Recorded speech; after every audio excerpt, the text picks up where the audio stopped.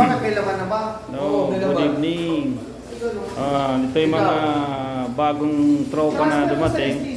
Ayan o, nagluluto. Ano yung lulutuin mo, sir? Ano yung luto mo? Luluto sana ako, yung muna. Ayan o. Ano ba lulutuin mo? Ikaw muna.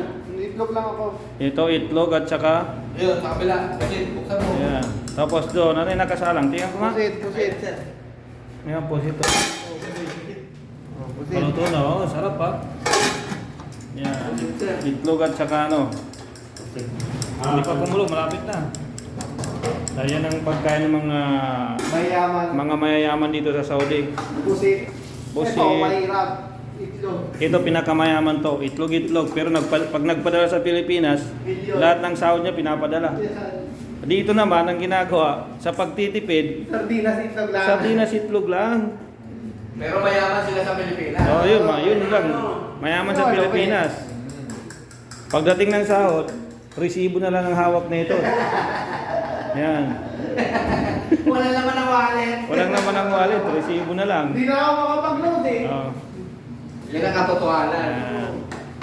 Ayan, rice cooker. Hindi pa kasi ayos yung kusina, gawa ng kararating lang namin din dito, di ba? Opo. Ayan o. Maaayos din yan. Siyempre. Ayan o. Ano yan, siluto na.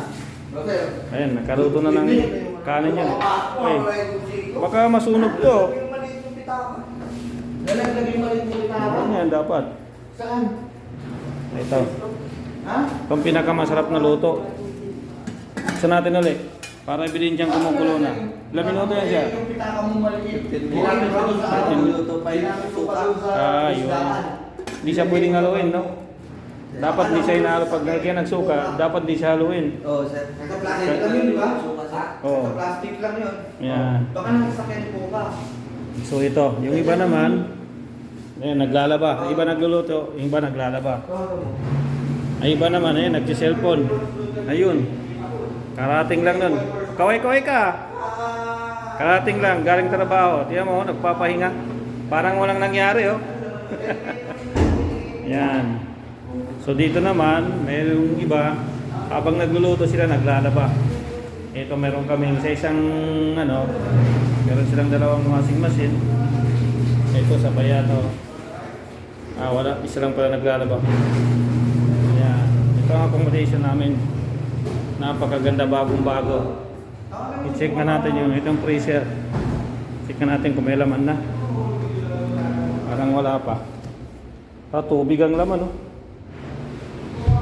Dito, oh. Yan, puno naman ito. So, yan ang laman ng ref namin dito. Ginagawa kasi inuunang mga pagkain, ganyan. Yung good for how many weeks. Lagyan na nandyan. At tapos yun, busy sila. Yan. Ayan. Buhay abroad. Buhay abroad. O, tsaka po tayo. Ayan si Sil Adren. Branch manager yan. Ito, mga assistant. Ayan, mga branch manager to, mga managers ng tindahan. Kala mo mga cowboy lang, oh. Simpleng buhay. Pero pagdating sa tindahan to, akala mo mga mga halimaw. Pagdating sa bahay, napakabait nila. Believe na ako sa inyo mga boys. So ganun talagang trabaho namin. Kailangan ipakita mo na ikaw ay namumuno. Kasi pag hindi mo pinakitang ikaw ang namumuno, Kakainin ka ng buhay. kakainin ka na, masali mo pala yung yung inhawakan nyo. Yan. Sige. Hanggang dito lang ang video natin at tayo ay sarap na ito. Yan, part niya itlog lang. So bye bye.